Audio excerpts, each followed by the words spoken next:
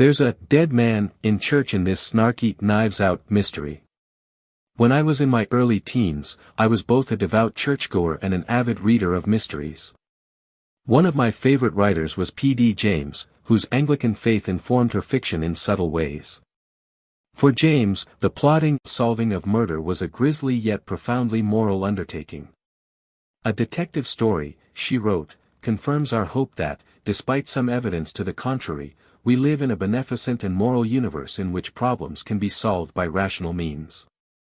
The new movie Wake Up Dead Man, Rian Johnson's latest whodunit after Knives Out and Glass Onion, is too funny and slyly over the top to feel like a P.D. James story. To my knowledge, James never incorporated body-dissolving acid or the old poisoned-beverage switcheroo trick. But in his own crafty way, Johnson is also using mystery conventions to open up a spiritual inquiry. The story takes place in and around a Catholic church at a small town in upstate New York, where a junior priest named Judd Duplessis, played by a terrific Josh O'Connor, has been assigned to serve.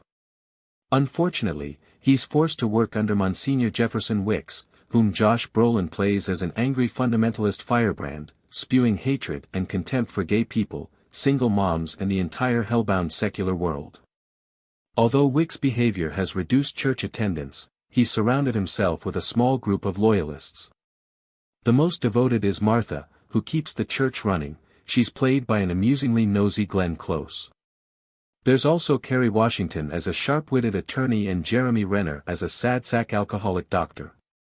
Kelly Spaney plays a famous cellist who donates large sums to the church, in hopes that God will heal her chronic pain. Two characters feel like sharp, cynical jabs at American conservatism. One is a formerly liberal writer, played by Andrew Scott, who's since drifted rightward. The other is a failed young Republican Polly.